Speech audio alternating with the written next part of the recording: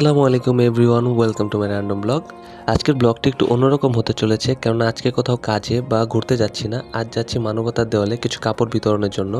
শীতের দিন চলে এসেছে এবং রাস্তায় এরকম অনেক অসহায় মানুষ ঘোরাফেরা করে যারা নাকি গরম কাপড়টুকু কেনার সামর্থ্য রাখে না। তো তাদের একটু সাহায্য করার জন্য প্রতি বছরের মতো এবছর আম্মু বলল ঘরে কিছু কাপড় জমানো ছিল, সেগুলো মানবতার দেয়ালে দিয়ে আসতে। সচরাচর আমাদের সবার পরিবারে আমরা কম বেশি অনেক কাপড় ওয়েস্ট করে থাকি, যেগুলো নাকি ব্যবহার করার যোগ্য তারপর আমরা পরি না বা ফেলে দেই।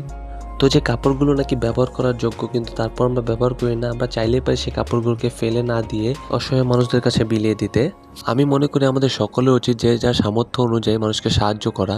বিলিভ মি অর নট, আপনার এইটুকু ইফোর্টসের জন্য যদি কোনো অসহায় ব্যক্তির মুখে একটু হাসি ফুটে, তখন আপনি যে আনন্দটা অনুভব করবেন সেই আনন্দের কোনো সীমা থাকবে না। তো সেই আনন্দের খোঁজে আজকে চলে এলাম মানবতার দেয়ালে। তবে আমি এক্সপেক্ট করিনি আমার আনা কাপড়গুলো এত দ্রুত শেষ হয়ে যাবে। আমি এখানে এসে ব্যাগ থেকে কাপড়গুলো বের করে একে একে সাজাচ্ছিলাম, কিন্তু তখনই কিছু রিক্সাওয়ালা মামা আসলো, যাদেরকে আমি নিজের হাতে কাপড়গুলো পরিয়ে দিয়েছিলাম।